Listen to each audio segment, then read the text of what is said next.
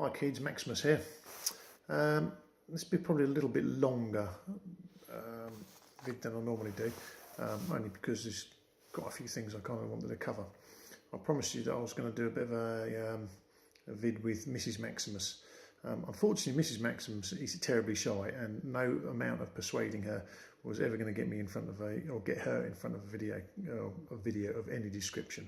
So in the end, I kind of had to do a bit of a interview with her and write some notes about what she kind of went through with this whole thing. Now, like any loved one, she was obviously a bit concerned, but in the first instance, actually, she just thought I'd overtrained, overdone it, and just collapsed when I phoned her up, because I just phoned her up sort of saying, oh, it's collapsed at 10 miles, da, da, da. And so she kind of went, oh, whatever. I'd also spoken to another mate of mine who was working at the time, and I said, any chance you can come pick up my car? I'm just stuck in a car park, and I could see me getting a ticket, which I did actually do. I got a ticket for it, so I've written to them saying, get stuffed, I had a heart attack, I'm not bloody paying it, but that's a whole other issue. So yeah, so she was in the first instance not overly concerned, I don't think. She'd spoken to the ambulance guys when I was in the back of the wagon, and they said, yeah, he's just being grumpy because we're sticking him full of needles at the moment. And I probably was being grumpy as well, because I don't particularly like needles at the best of times, but they stuffing cannulas in and this, that and the other. So again, lack of information there was coming through. She eventually drives up to Hammersmith Hospital, which from us down on the Surrey-Sussex borders is quite a way, and apparently on a Sunday it was horrendous, so she's kind of concentrating a lot on the traffic and how to get to and where she was going.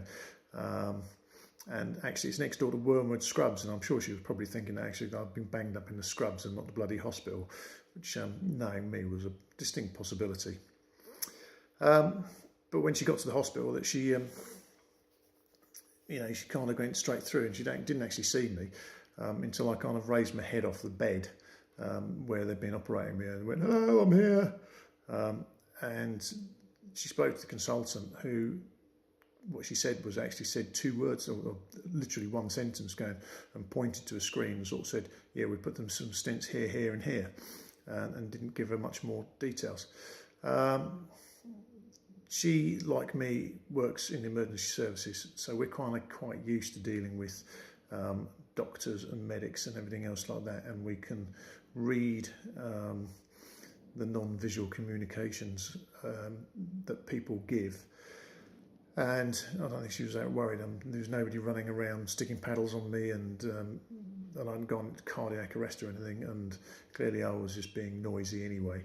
And swearing quite a lot because there was still a bit of discomfort, so she figured that everything was okay. I think from her point of view, obviously other than the initial worry and finding out, was the lack of information that's actually come from the medical staff. Now obviously they were talking to me, so I was relaying it on to her, but at no point did they kind of really turn around and sort of said, this is what's happened to your husband, this is what we're doing for him, he needs to be here for a couple of days, there's nothing to worry about, we can do X, Y and Z. From there on in, bless her, her main focus was just coming up and seeing me and making sure I was fine.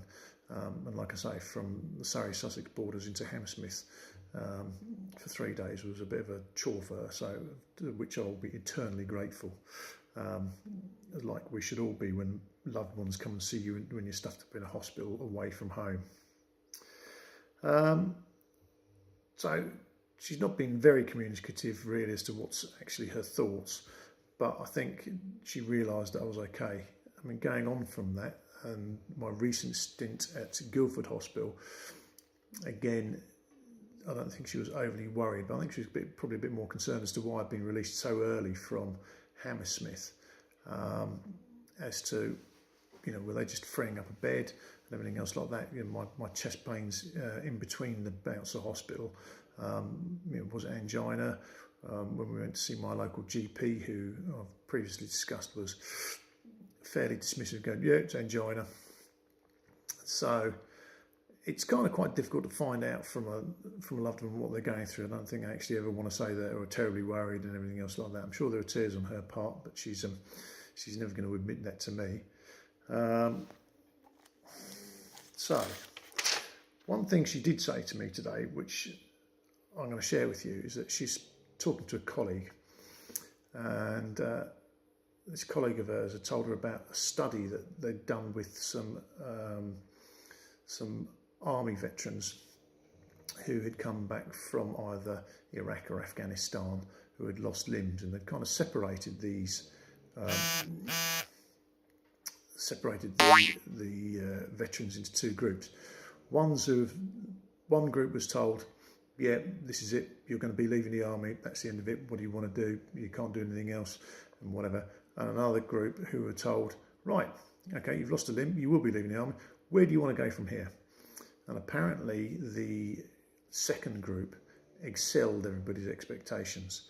You know, they had focus, they had drive, they had thought they were going to go and do X, Y, and Z, whereas the first group who were told, well, there's nothing we can do for you, kind of just never exceeded their expectations or their dreams or anything.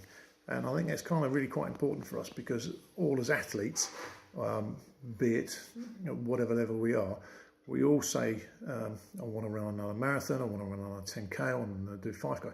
Now, whether we actually ever achieve any of that is kind of neither here nor there. At this stage, having just come out, yeah, although I'd signed up for a marathon, I'm now actually thinking maybe I'll just kind of stick to halves as the best one and not exceed that, but we'll see where we go. But I'm actually really buoyed up, and I've got confidence, and I think I can go off and do whatever.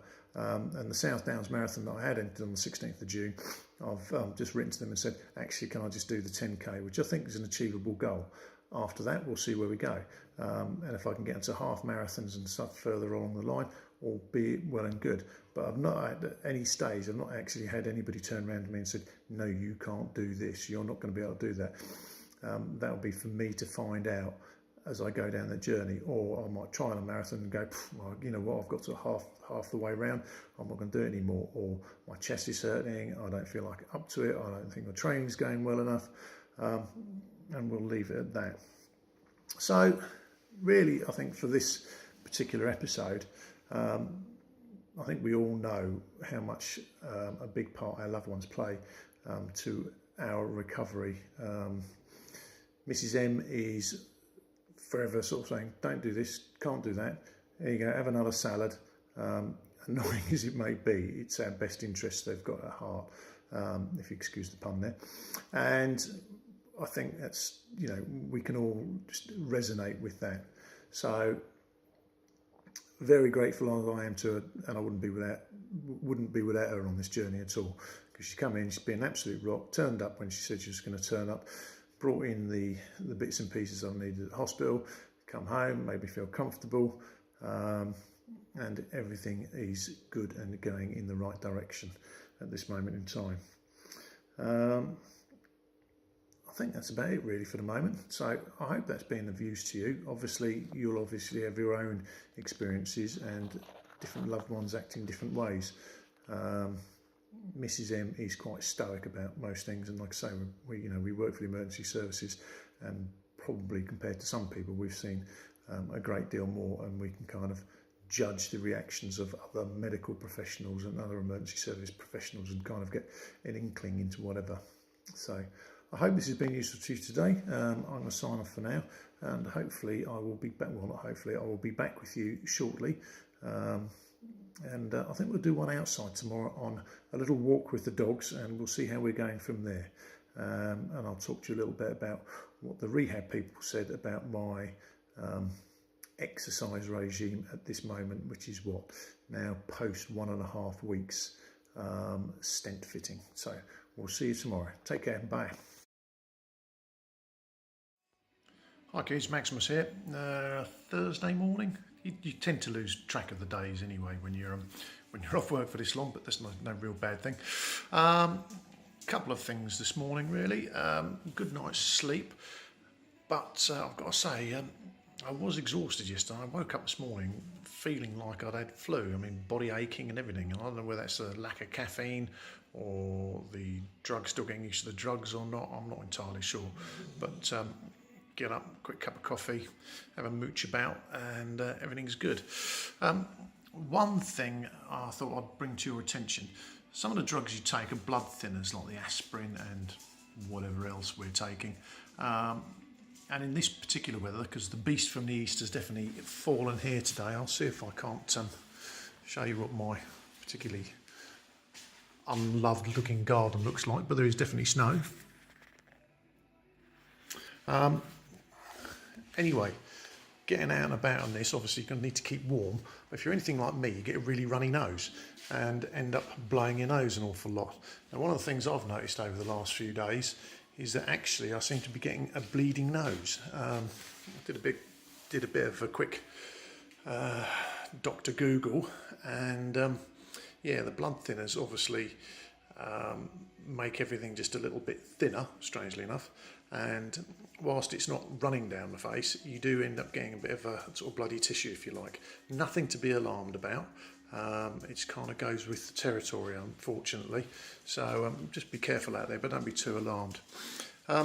Today is a day of chores, really, just gentle chores. You need to do the washing. Mrs. Maximus has been on night shift, so she's in bed, asleep, so I'm kind of tiptoeing about. But looking forward, I suppose really we're all looking forward to getting back out on the trail, out on the road, maybe not smashing PBs, but certainly getting out and doing 5Ks, 10Ks or whatever your goal is. I thought I'd share with you one of my other goals. If we go into Maximus's toy shed, aka the garage, is to get back out on these wee beasties. Just move some crap out of the way. I'll see if you can turn those around and see them. That'll be my BMW S1000R and my BMW GSA. So yeah, so kind of luckily really at this moment in time the weather's just so atrocious that I'm not going out on them anyway. If this had been the spring or the summertime and the weather had been much better, I'd have been a bit more miffed. But yeah, hopefully by the time the weather turns around we can get back out on those. And what I could do is I could run to the track, or run to the motorcycle to the track or the trail, and then just go for a jog. So all's good. I think that's about it for now. I've got a few other things to mention to you, which I'll do later on. I've yet to take the dogs out. I've got to go down the road and go and get some supplies, because we've run out of some basics like milk. So I need to do that a bit later on. But yeah, at the moment everything's good. I'm awake. And well, we'll see you a bit later on. You take care out there and keep warm. Hi kids, Maximus here. As you can see, we're out and about. It's about -1 million, I think. Well, with wind chill factors about -1 million.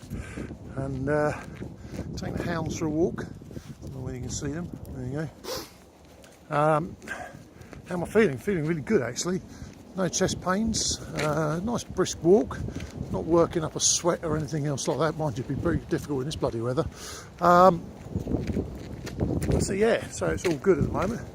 It's nice to be out and about. I'll go down the road later on, like I said earlier, go and get some supplies. But yeah, all good. Breathing well, no pains or aches or anything else like that. Yeah. Not much else to say really, just nice to be out and about. So I think the bruising as such is going down on the heart itself, so it's all looking good. So in other news, my boiler's decided to pack up today. Just what you need on the coldest day of the year so far.